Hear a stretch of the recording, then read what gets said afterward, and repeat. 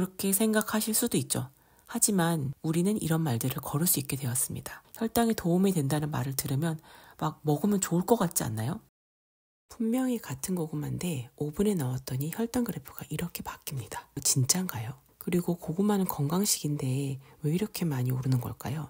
요즘 마트에 가도 홈쇼핑을 봐도 고구마가 아주 핫합니다. 날씨도 쌀쌀해지니까 딱 생각나는 군고구마. 그런데 무심코 한두 개, 두세 개 먹어도 괜찮은 걸까요? 제 혈당 그래프를 보시면 알겠지만 안 됩니다. 누구는 당뇨에 좋다고 하던가요? 오늘 영상에서는 그 이유와 해결 방법을 확실하게 알려드리겠습니다. 당뇨가 있든 없든 우리 모두에게 해당되는 내용이니까요. 끝까지 시청하시면 분명 도움이 되실 거예요. 찐 고구마와 군 고구마는 혈당 반응이 완전히 다릅니다. 같은 고구마인데 조리법 하나로 혈당이 완전히 달라지게 됩니다. 농촌진흥청과 경희대학교의 연구에 따르면 찐 고구마의 혈당 지수는 70 정도지만 군 고구마일 때는 90 이상으로 급등합니다. 혈당 부하 지수도 훨씬 높아지게 됩니다. 여기서 잠깐, 혈당 지수는 뭐고 혈당 부하 지수는 뭐냐?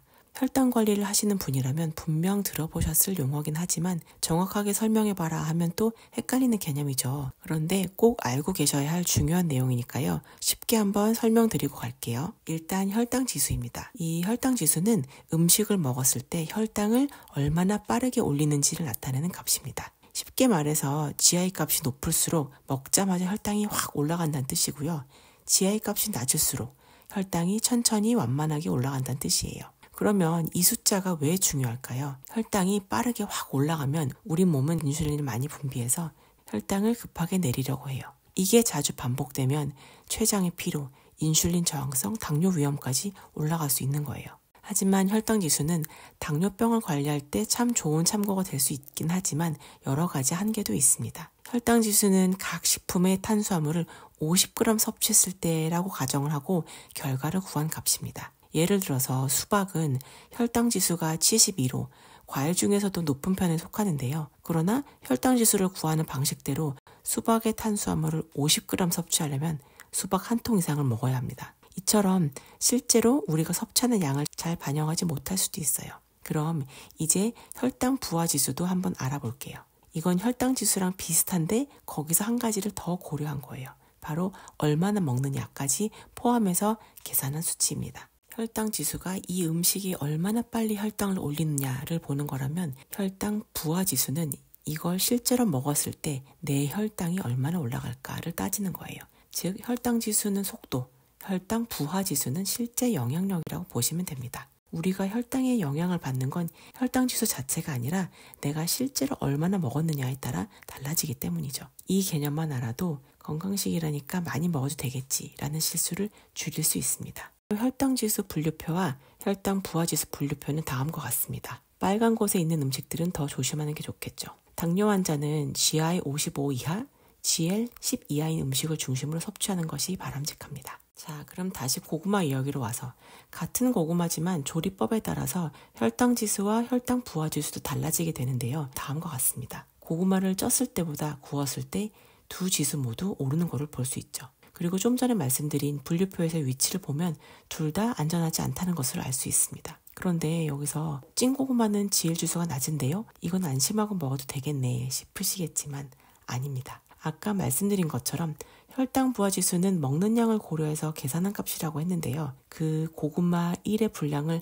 얼마로 잡았는지 한번 볼까요? 70g입니다. 세상에 고구마를 먹을 때 반 개만 먹는 사람이 어디 있겠습니까? 저는 그렇습니다만. 암튼 이렇게 70g을 먹었다고 가정했을 때 혈당 부하 지수가 15.5라는 겁니다. 즉 보통 우리가 한 개 이상 먹는다고 하면 이거보다 훨씬 올라가겠죠. 저는 보통 혈당 실험할 때는 현실적인 섭취량을 기준으로 하기 때문에 당연히 한 개를 먹었는데 제가 먹은 고구마의 그람수를 말씀드리자면 180g 정도 되는 걸 먹었습니다. 그래서 혈당도 저렇게 올랐던 거고요.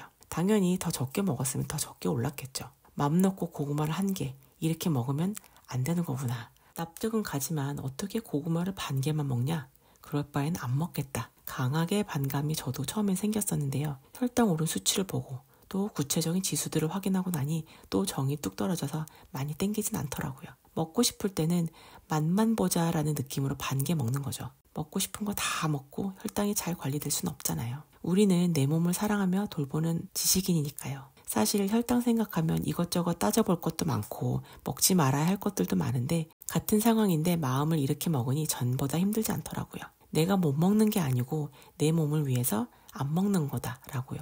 그리고 현명하게 먹고 더 많이 움직이니 괴롭지 않았어요. 그동안 내가 잘 몰라서 잘못된 습관으로 먹고 있던 것들을 이제서야 나를 위해 하나씩 고쳐나간다고 마음을 먹었어요. 마지막으로 혈당을 더 낮출 수 있는 방법은 없나 생각하다가 저항성 전분에 대해서도 실험을 해보기로 했습니다. 저항성 전분은 위나 소장에서 잘 소화가 되지 않고 대장까지 내려가서 천천히 흡수가 되는 건데요. 결과적으로 혈당을 더 천천히 덜 올리는 효과가 있습니다. 일단 고구마 섭취량은 보통 크기의 반 개 정도만 먹기로 했고 고구마를 찐 뒤에 얼렸다가 다시 데워 먹기로 했습니다.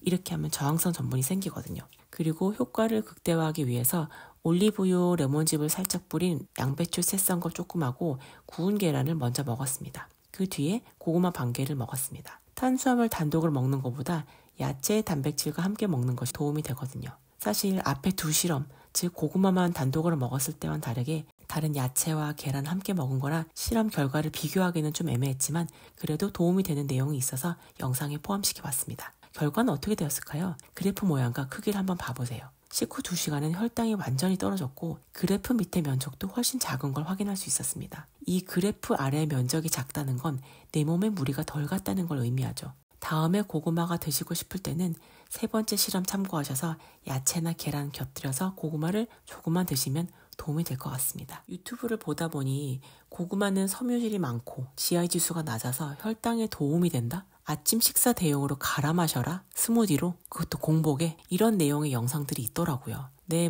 그렇게 생각하실 수도 있죠. 하지만 우리는 이런 말들을 걸을 수 있게 되었습니다. 혈당에 도움이 된다는 말을 들으면 막 먹으면 좋을 것 같지 않나요? 스무디로 갈아 마시라니요. 여기까지만 하겠습니다. 판단은 여러분의 몫입니다. 오늘 영상이 도움이 되셨다면 고구마 좋아하시는 분들에게도 공유해 주시면 좋을 것 같습니다. 감사합니다. 혈당연구약사였습니다.